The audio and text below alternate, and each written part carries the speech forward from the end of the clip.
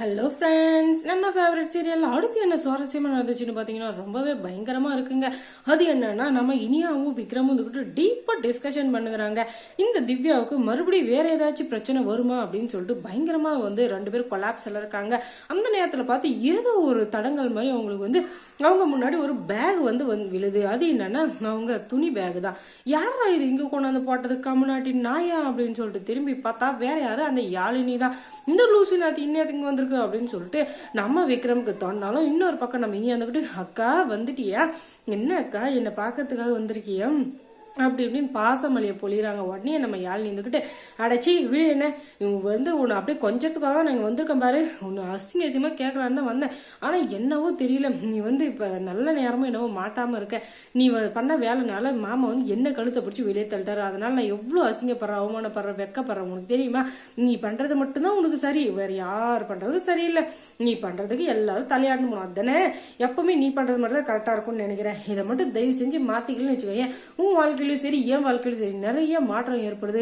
இங்க நீ தான் சரி செய்யணும் அப்படின்னு சொல்லிட்டு சொல்றாங்க. என்னக்கா சொல்ற அப்படின்னு, நீ பாட்டுக்கு போய் டிவி அது இதுன்னு சொல்லிட்டு நியூஸ்ல எல்லாம் பிரஸ் எல்லாம் குத்துட்ட மூணு பேச பார்த்துட்டு எல்லாரும் வந்துக்கிட்டு உன் தங்கச்சி தானே அப்படி எல்லாம் புகழ்றாங்கன்னு நினைச்சுக்கிறியா, எல்லாம் காரி காரி துப்புறாங்க. உனக்கு எதுக்கு அந்த வேலை அப்படின்னு சொல்லிட்டு, கொஞ்சமாச்சு நல்லவளா இருக்குதான், அதுக்கு அநியாயத்துக்கு நல்லவளா இருந்தா எல்லாருக்குமே அது கஷ்டம் தான் அப்படின்னு சொல்லிட்டு பயங்கரமா திட்டி விட்டுறாங்க. ஐயோ அக்கா, நான் எல்லாமே நல்லதுக்காக தான் பண்ணேன். ஒரு ஏழை பொண்ணோட வாழ்க்கையை கண்ணு முன்னாடி சீரழித்து எப்படி அக்கா பார்க்க முடியும் சொல்லுங்க அப்படின்னு சொல்லிட்டு சொல்ல, ஏன் அதை காப்பாத்துறதுக்கு நீ மட்டும் தான் இருக்கியா, வேற யாருமே இந்த உலகத்துல இல்லையா, நீ மட்டும் தான் பெரிய மகான், நீ பெரிய உத்தமியா அப்படி இப்படின்னு சொல்லிட்டு கேட்க, அக்கா எல்லாம் தெரிஞ்சு நீ எப்படி பேசலாமா, ஏக்கா அப்படி பேசணும், எனக்கு அதெல்லாம் தெரியாது.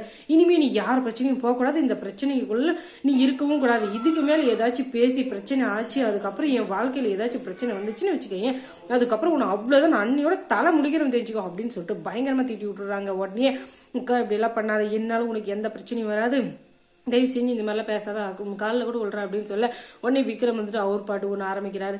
என்ன யாழ் நீ எல்லாம் மறந்துட்டியா, நாங்கள் போய் உனக்கு கெட்டது நினைக்கிறோமா, நாங்கள் உனக்கு கெட்டது நினைக்கணும்னு நினச்சிருந்தா நாங்கள் எப்போவோ உன்னை விட்டு விலகி வந்துருவோம். ஆனால் நீங்கள் எல்லாரும் நல்லா இருக்கணும் அப்படின்றதுக்காக தான் நாங்கள் இங்கே கஷ்டப்படுறோம் தனியாக இருந்து, அது உனக்கு புரியுதா இல்லையா அப்படின்னு சொல்லிட்டு சொல்ல, உடனே எனக்கு எல்லாம் புரியுது மாமா, இருந்தாலும் நீங்கள் இந்த இதில் தலையிடாதீங்க, எனக்கும் என் தங்கச்சிக்குள்ள பிரச்சனை, நீங்கள் தயவு செஞ்சு தலையிடாதீங்க, எங்களுக்குள்ள சண்டை 1000 இருக்கும், அதை நாங்கள் இப்போ அடிச்சுப்போம், அப்புறம் கூடிக்குவோம், அதனால நீங்க எங்க பிரச்சனைக்கு வராதீங்க அப்படின்னு சொல்லிட்டு பயங்கரமா பேசி விட்டுறா. ஐயோ என்னடா இவ இப்படி பேசுறாளே அப்படின்னு சொல்லிட்டு அவரும் ஒரு பக்கம் வாய் அடிச்சு போயிடுறாரு. அதுக்கப்புறம் இனியா சீரியல்ல என்ன சுவாரஸ்யமா நடந்திருக்கும் அப்படின்னு நீங்க தெரிஞ்சுக்கணும்னா நம்ம சேனலை சப்ஸ்கிரைப் பண்ணுங்க.